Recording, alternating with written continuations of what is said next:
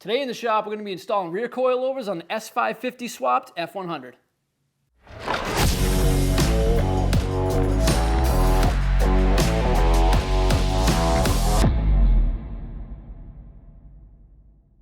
Alright guys, so today we're going to be installing the Aldan American double adjustable coilovers on this S550 rear swap here. There's a little bit of technical information in this video that you might want to stay tuned for because you can't just go slapping these things in. There's a little bit of a procedure to get these things dialed right so it rides perfect. And I'm excited. These things are awesome. They're double adjustable. We got the spring rates made just for this truck. 100% made in USA. I'll put a link down below to the Aldan website. These guys are awesome because they have a catalog of parts that are pre-made for vehicles, kits and everything that are bolt in, but they also will work with you if you got something like this custom application. There's only a couple people out there that make coilovers that swap right into these, so this is a pretty good find, and I'm really looking forward to seeing how this truck rides with them. All right, so when we called and spoke to Aldan, we said that we needed the crossbar here to bolt onto the bottom, and what they had said is to measure roughly where we want the at ride height, extended height. So what we do, we got the truck sitting on jack stands with the frame at the height that we want it to be, and we got the wheels on the ground, so the suspension is sitting exactly where it's going to be when this truck is going down the road. So what we came up with is these shocks that are right around 14 inches long, and they bolt to the bottom where the stock shock bolted, and as you can see they stick up a little bit above the frame right here. And the reason why they're a little bit higher is because we actually need to get these shocks down into the travel so they sit where they're going to be sitting when it's at ride height. Aldan calls for about 30% of the travel of the shock at ride height. So we're going to show a little trick that I actually learned from them on how to get these things set up exactly right, where to get the brackets. Another quick note, you want to have your shock leaning in as much as you can. This will help with some shock travel speed and a little bit of utilizing the stroke of the shock the best. But what we're going to do is I'm going to get some square tubing one by one, and I'm going to show you the easiest way to get coilovers mounted exactly where they need to be. All right, so the trick that we're going to use today to get these coilovers in the right spot, because obviously this is too long, this is fully extended. If we hook a bracket up like this, it's going to be zero droop because the shock is all the way down on its travel. So what we're going to do is use this piece of square tubing. So this shock, fully extended from center of eyelet to center of eyelet, is 14.4 inches. Fully compressed is 10.4. So with about 30% of his travel done, it's going to be somewhere between 12.5 and 13 inches. Anywhere within that range will be perfectly fine on a setup like this. So what we're going to do is we are going to drill holes in the square tubing, a 3/4 inch hole so we can put this bracket, and then 12.5 inches up, we're going to drill a 1/2 inch hole, so then we can use this to simulate the shock. So we can take this shock, throw it over in the corner, and then we're going to use this bar to set up our coilover brackets. So I'm going to go ahead, I'm going to take this little T-bar off of here, I'm going to get some holes drilled in this tubing, and then I'm going to gently bolt it on, and we're going to show you the next steps on what we're going to take.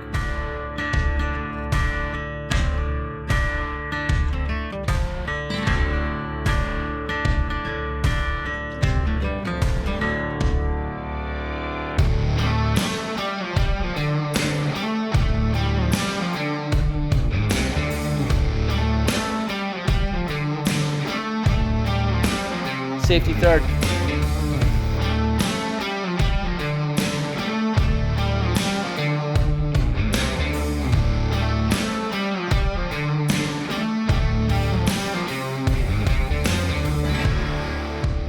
All right, so now that we get these holes drilled at the distance that the shock should sit at ride height, we're gonna put this T-bar back in, and I needed some washers. I didn't really have anything 3/4 of an inch kicking around, so I actually ended up grabbing, these are just drain plug washers, but basically you want to space this T-bar so it's centered on this. And I just got a stack of washers. It doesn't have to be perfect. You just want to get it as close as you can, and then we're going to put the snap ring back on, and then we can start holding this up and making them out.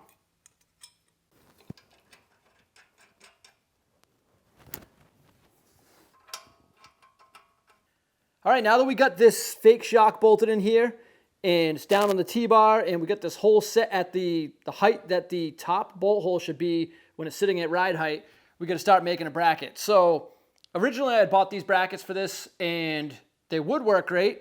They line up pretty perfect.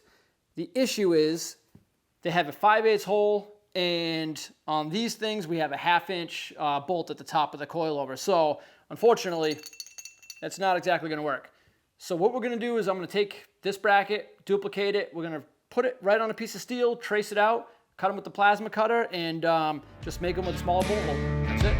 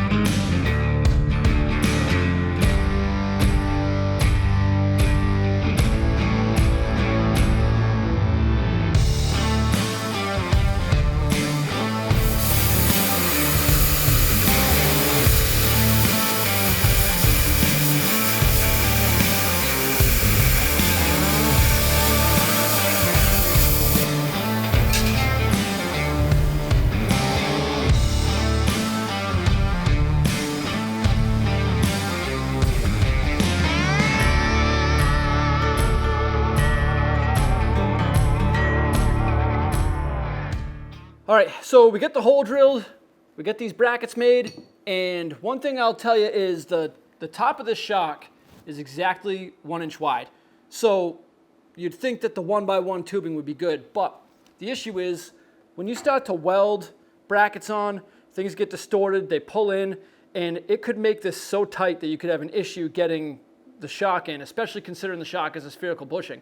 So what you want to do is get yourself some nice thin washers. These are like aluminum drain plug type washers. They're just super, super thin. And you just want to put that between the bracket and your little 1x1 here. And what that'll do is it'll space the bracket out just far enough where it keeps that little bit of gap. So once this is all said and done, you can get the shock in nice and easy. And the nut that holds this all together will pull these brackets in as you tighten it up. All right, now that we get this all bolted on, we want to make sure that it's kind of centered pretty good. Try to get this cross bolt nice and tight so everything stays square. And for right now, all we're going to do is just get a couple of good tacks on each bracket. And the reason why we're only going to tack this on right now and not burn it in is because we want to take this back out once it's tacked on. We want to put the coilover in place with the spring off of it. And then we're going to cycle the suspension up and down a few times, make sure everything clears, make sure everything looks good. And we also want to make sure before we burn this in that the spherical bearing at the top of the shock is kind of in the middle of its travel where it's going to be. So we're going to tack this on, we'll take the rod out, take the coil apart, and go from there.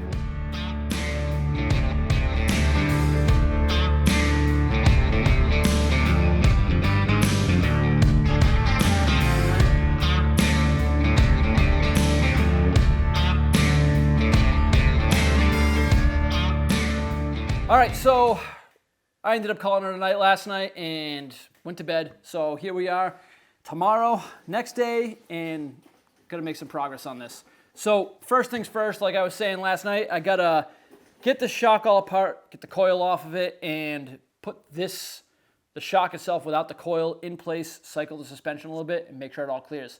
And we're gonna start by taking off the lower adjustment knob right here. There's a little flathead in there, and what you're going to do is make sure the knob is set to 1 vertical, take that screw out, and then once that's out, you can take off the adjustment ring, the whole spring comes right off.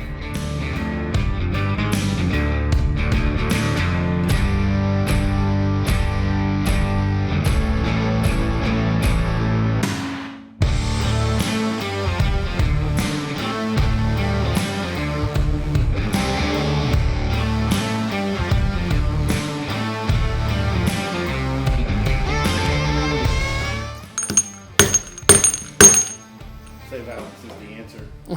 Violence is, yeah, I mean, maybe. Violence is the answer.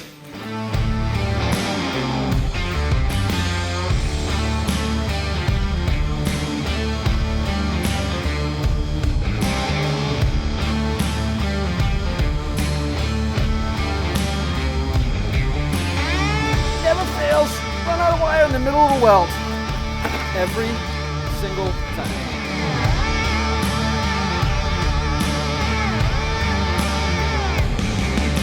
All right, now that we get this all welded in, I'm gonna take this square bar out, bring it to the other side, and just repeat the whole process. I'm not gonna talk through the whole process. You guys saw what I did over here. It's exactly the same on the other side. We wanna make sure everything clears nice, cycle the suspension, make sure it's all good. And then once these things are all done, both sides, I'm gonna end up coming in, I'm gonna kind of gusset some of this stuff up a little bit, make it a little bit stronger. I might add some cross bracing from side to side, really stiffen this whole back section up, but for right now, we're just gonna get the thing sitting on its own weight, check it out, see how it sits, and then go from there.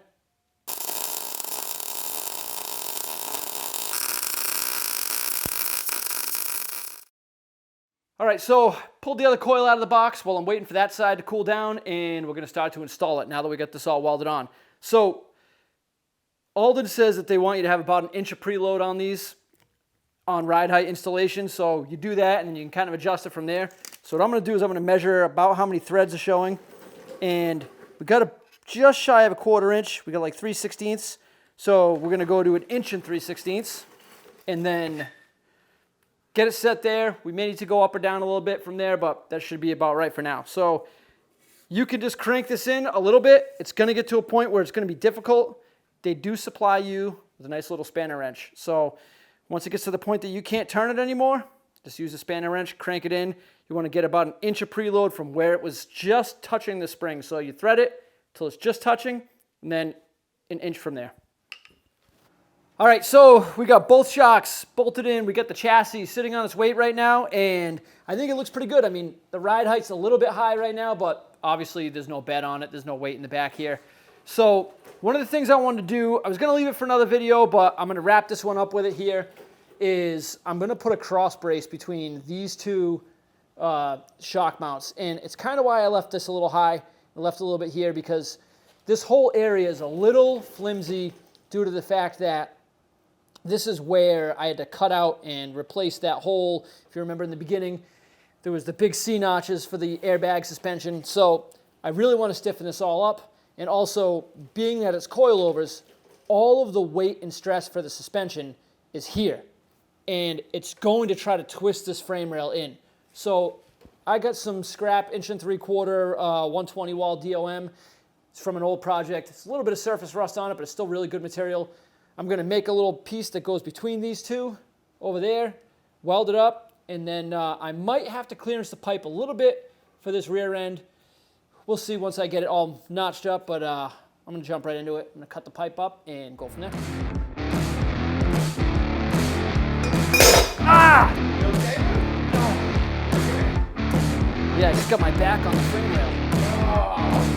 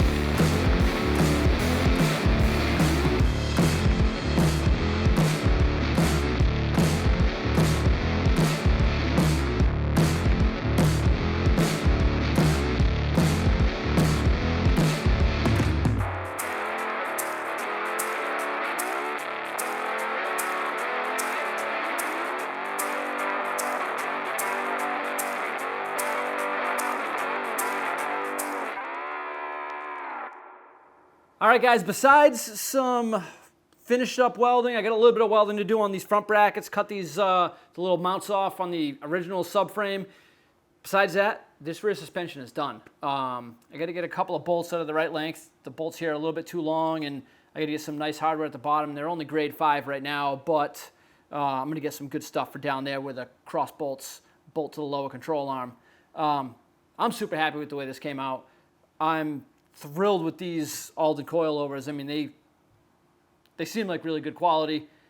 I cannot wait to drive this truck and see how it handles. But next we're going to do the front. That's going to be the next video we do.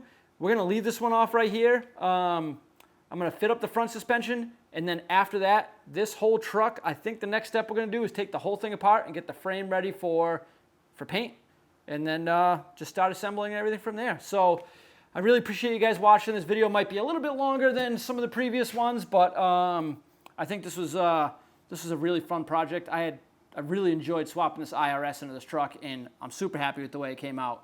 So until next time, guys, like, subscribe, all that fun stuff, and thanks for watching In the Shop.